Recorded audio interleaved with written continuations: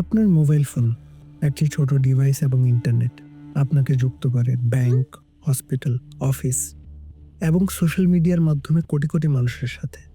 এখন একবার ভাবুন, যদি একদিন সকালে উঠে দেখেন এই সংযোগ আর নেই, তখন কি হবে?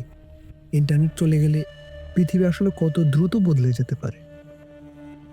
আমরা অনেক সময় ভাবি ইন্টারনেট যেন আকাশে ভাসমান কোনো এক অদৃশ্য বস্তু, কিন্তু ইন্টারনেট আসলে সমুদ্রের নিচে থাকা ফাইবার অপটিক কেবল, মহাকাশে পৃথিবীর চারপাশে ঘুরে বেড়ানো অগণিত স্যাটেলাইট আর বিশাল বিশাল ডাটা সেন্টার। আর এই সব কিছুকে চালু রাখার জন্য একটাই জিনিস, বিদ্যুৎ।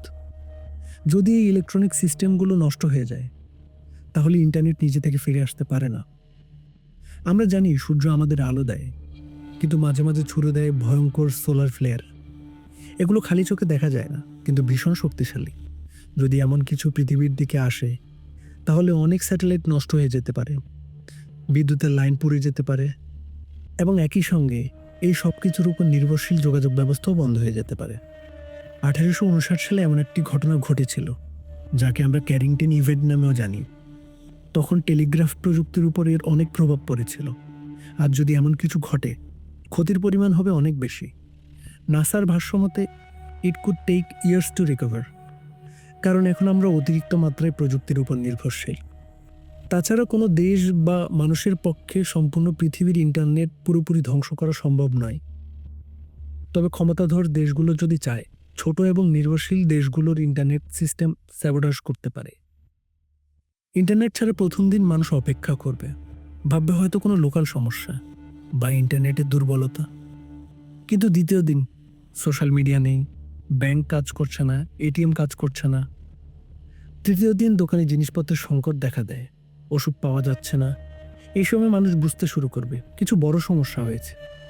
কিন্তু আসলে সমস্যা ইন্টারনেট নয়, সমস্যা আমরা এর অনুপস্থিতির জন্য প্রস্তুত নই। ইন্টারনেটের অনুপস্থিতিতে সবচেয়ে বড় সমস্যা হলো গুজব। কোনটা সত্যি, কোনটা মিথ্যা, কেউ নিশ্চিতভাবে জানবে না। মানুষ তখন তাকেই শুনবে যে বেশি জোরে কথা বলবে, যে বেশি ভয় দেখাবে। ভয় ধীরে ধীরে মানুষের বুদ্ধিকে হার মানাবে। ইতিহাস আমাদেরকে এই কথা শিখিয়েছে, যখন খবর অনিশ্চিত, নিরাপত্তা দুর্বল আর তথ্যের অন্ধকার, তখন মানুষ বদলে যায়। প্রথমে মানুষ সার্ভাইভেলের জন্য জিনিসপত্র জমানো শুরু করবে, এরপর শুরু হবে ঝগড়া, গণ্ডগোল। পুলিশ ঠিকমতো কাজ করতে পারবে না, সাহায্য দেরিতে পৌঁছাবে। কিছু জায়গা মানুষ দল গঠন করবে, শক্তিশালী লোকেরা নিয়ম বানাবে। আইন তখন শুধু কাগজেই থাকবে, রাস্তায় নয়। সরকার চেষ্টা করবে রেডিও চালু রাখার, সেনা নামানোর, শৃঙ্খলা ফেরানোর, কিন্তু সব দেশ তা পারবে না। যারা আগে থেকে প্রস্তুত, তারাই কিছুটা সামাল দিতে পারবে।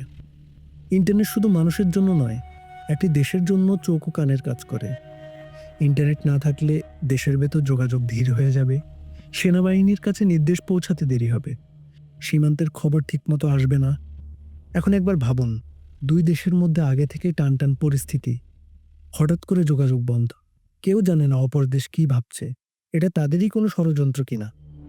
এই অবস্থায় সবচেয়ে ভয়ঙ্কর জিনিসের জন্ম নেয়, ভুল বোঝাবুঝি। ইতিহাস বলে অনেক বড় বড় যুদ্ধ শুরু হয়েছে ভুল তথ্য থেকে। ইন্টারনেট না থাকলে কূটনৈতিকরা ঠিকমতো কথা বলতে পারবে না, দ্রুত ব্যাখ্যা দেওয়া সম্ভব হবে না, গুজব থামানো যাবে না। একটা ছোট ঘটনা, যেমন সীমান্তে গুলি, আকাশে একটি বিমান, সমুদ্রে একটি জাহাজ, খুব সহজেই যুদ্ধের সূত্রপাত ঘটাতে পারে। আর যখন কথা বলার রাস্তা বন্ধ থাকে, মানুষ তখন কথা বলে অস্ত্র দিয়ে। ইন্টারনেট ছাড়া যুদ্ধ মানে ড্রোন নেই, লাইভ স্যাটেলাইট ফিড নেই, তাৎক্ষণিক তথ্য নেই। তখন যুদ্ধ ফিরে যায় ধীর, রুক্ষ আর বেশি রক্তক্ষয়ী পথে। সিদ্ধান্ত নেওয়া হয় ইন্টারনেট পূর্ববর্তী সময়ের মতো করে। আর সেই ধরনের যুদ্ধেই সবচেয়ে বেশি ক্ষতিগ্রস্ত হয় সাধারণ মানুষের জীবন।